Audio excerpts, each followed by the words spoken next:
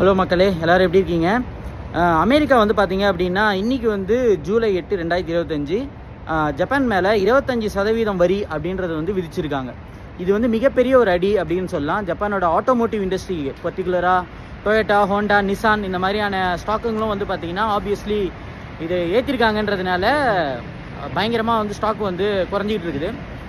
So Japan வந்து பெரிய அளவில் யூஎஸ் மார்க்கெட்டை இழக்குது அப்படின்றத நம்ம வந்து தெரிஞ்சுக்கிறோம். அதுக்கு அடுத்த பெரிய மார்க்கெட் எதுன்னு பார்த்தீங்கன்னா சீனாவில் வந்து ஜீரோ கிராவிட்டி சீட்டு பல பேருக்கு வந்து தெரிஞ்சிருக்காது. அந்த மாதிரியான புது புது டெக்னாலஜியை அங்கே லோக்கலில் இருக்கக்கூடிய ஆட்டோ மேக்கர்ஸ் வந்து இம்ப்ளிமெண்ட் பண்ணுறாங்க. சீனா வந்து ஒரு மிகப்பெரிய ஒரு சந்தை, பல பேருக்கு வந்து தெரியாது சீனாவை பற்றி. ஜப்பான் ஆட்டோமோட்டிவ்க்கு பெரிய சந்தை வந்து சீனா. ஒரு 3 மில்லியன் கார் வித்துட்டு இருக்காங்க ஒரு வருஷத்துக்கு அப்படின்னா அது வந்து 1 மில்லியன் காராக குறைஞ்சிருக்கு. அந்த அளவுக்கு வந்து பார்த்தீங்கன்னா 2 மில்லியன் கார் வந்து மார்க்கெட்டை வந்து இழந்துட்டு இருக்கிறாங்க. ஏன் அப்படின்னு வந்து பார்த்தீங்கன்னா டெக்னாலஜி வந்து சீனர்கள் ரொம்ப அதிகமாக புது புது இன்னோவேஷன் வந்து விட்டுக்கிட்டே இருக்காங்க. ஏன்னா உங்களுக்கு சீனாவில் எடுத்துக்கிட்டிங்கன்னா பெரிய ரெகுலேஷன் வந்து கிடையாது உங்களுக்கு. அதனால் அவங்க என்ன வேணாலும் வந்து பண்ணலாம். ஆனால் மற்ற சந்தைகளில் நீங்கள் இப்போது யூரோப் மாதிரியான சந்தைகளில் நீங்கள் ஜீரோ கிராவிட்டி சீட்டை திரும்ப விட முடியுமான்னு கேட்டால் விட முடியாது. ஏன்னா அங்கே ரெகுலேஷன் ரொம்ப ஸ்ட்ராங்கு. ஸோ இந்த மாதிரி அங்கே இருக்கக்கூடிய வாடிக்கையாளர்களுக்கு புது புது டெக்னாலஜி உங்களுக்கு கிடைக்கும்போது கம்மியான விலையில் எதுக்கு வந்து ஜப்பான் மாதிரி இருக்கக்கூடிய ஜாப்பனீஸ் வாகனங்களை வந்து வாங்கணும்? விலையும் அதிகம், டெக்னாலஜியும் கிடையாது. இதே லோக்கல் சந்தையில் எல்லாம் கிடைக்குது. ஒரு காலத்தில் நம்மளுக்கு ஸ்மார்ட் ஃபோன் வந்து பார்த்தீங்களா ஜிகின்னு சொல்லிட்டு. ஸோ அந்த மாதிரி சீனர்களுக்கு ரொம்ப நல்லா தெரியும். குவாலிட்டியில் வந்து கோட்டை விட்டாங்க அப்படின்னா கண்டிப்பாக அவங்களால நீண்ட நாளுக்கு நிற்க முடியாதுன்னு சொல்லி அதனால் அவங்க குவாலிட்டியுமே ரொம்ப இன்க்ரீஸ் பண்ணிட்டாங்க. நான் ஏதோ இந்த சீன சந்தை இந்த ஜிகுன்னு ஃபோன் வந்தது அப்படின்றத சொன்னதை வச்சு நீங்கள் தப்பாக எடை போட்டுறக்கூடாது. அவங்க ரொம்ப பக்காவாக வந்து காய் நகர்த்திட்டு இருக்கிறாங்க சீனர்கள்.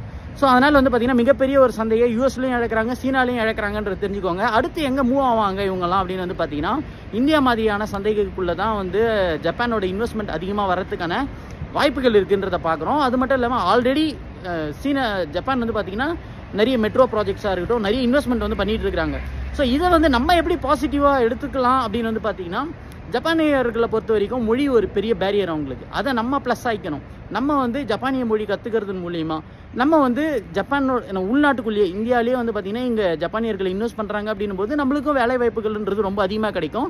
ப்ரியாரிட்டி யாருக்கு அதிகமாக கிடைக்கணும்? மொழி தெரிஞ்சவங்களுக்கு அதிகமாக கிடைக்கிறதுக்கான வாய்ப்புகள் இருக்குது. ஸோ இது வந்து என்னோட தனிப்பட்ட ஒரு கருத்து தான். இது நாளுக்கு நாள் என்ன மாதிரியான இன்வெஸ்ட்மெண்ட் வருது இந்தியாவுக்குள்ளே, அதை நம்ம எப்படி இன்னும் நல்லா பயன்படுத்திக்க முடியும்? ஜப்பானுக்குள்ளே நிறைய பேர் வந்து வர்றதுக்கான வாய்ப்புகளும் வந்து அதிகமாக தான் இருக்குது அப்படின்றத நான் பார்க்குறேன். ஏன் அப்படின்னா ஜப்பான் வந்து ஒரு டிக்ளைனிங் பாப்புலேஷன். ஸோ இங்கே வந்து அதிகமான ஆட்கள் பற்றாக்குறை இருந்துக்கிட்டே இருக்குது. அதனால தான் ப்ளூ கலர் ஜாப்ஸ் எல்லாம் வந்து உள்ளே எடுக்க ஆரம்பித்தாங்க. ஸோ அதில் நிறைய ப்ரோஸ் அண்ட் கான்ஸ் நிறைய இருந்தாலும் நிறைய வேலை வாய்ப்புகள் ஜப்பானுக்குள்ளேயும் இருக்குது அப்படின்றத வந்து பார்க்க முடியுது. ஸோ இதை பற்றி இன்னும் டீட்டெயிலாக நிறைய தரவுகள் வந்து நம்ம அடுத்தடுத்த காணொளிகளில் பார்க்கலாம். அதுவரை உங்களிடமிருந்து விடைபெறுவது உங்கள் ஜப்பான் தமிழ் ப்ரோஸ்.